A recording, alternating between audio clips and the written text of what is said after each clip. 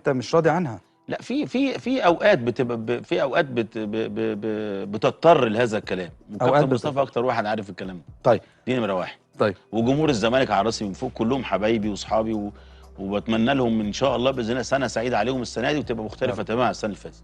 هتساند حد في الانتخابات؟ احنا مستبعدين تماما عن موضوع الانتخابات ده. ده احسن حاجه. احنا كرياضيين داخل نادي الزمالك شغالين في النادي مستبعدين تماما من القصه بتاعت المسانده. احنا اعلنا مساندتنا لعيبه الكوره. طب رؤيتك ايه لرئيس نادي الزمالك القادم؟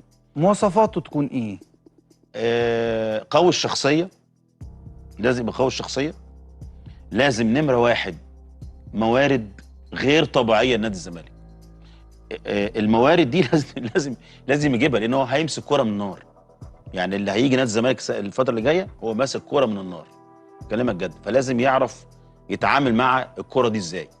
فلازم نمره واحد موارد ماديه، لازم، لان نادي الزمالك منين كابتن هو شغلته. منين شغلتي هو شغلته منين؟ ما انت عندك اعلانات كابتن. انا عندي حاجات كتير جدا. عندك اعلانات، عندك راعي، وعندي عندك محلات كابتن. لا ثواني، انا عندي اكتوبر يا كابتن. نادي اكتوبر ده منجم طبعا دهب. اسم الزمالك براند. مين اللي شغل بقى ومين اللي كابتن؟ ما انا بقول لك اسم الزمالك براند. ناس تشتغل طبعا بقى. طبعا كابتن انا لو اشتغلت في اكتوبر، نادي اكتوبر ده هيجيب لي ملايين. طبعا ملايين.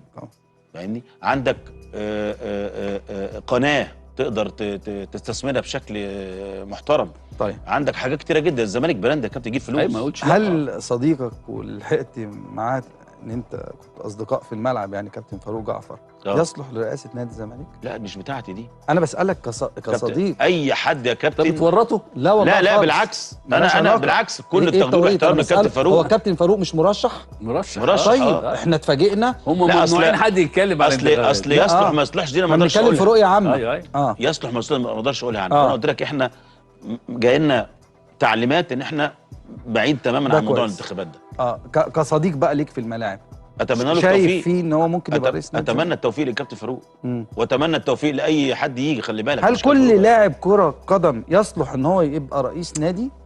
لا ممكن. لعيب الكوره الادارجي، لعيب الكوره لازم يكون عنده حته اداريه يدير. ايوه يعني بص، عندنا مثلا كابتن صالح سليم، عضو مجلس اداره، نائب رئيس تدرج. حسن حمدي نفس القصه، الخطيب نفس القصه. طيب حسام غالي نفس القصه اللي جاي ان شاء الله باذن الله. اوكي. اللي بعده مين باعت لك تاني؟ ده اسوريو باعت لك، بيقول لك ايه؟ بيقول لك خف عليا شويه يا كابتن.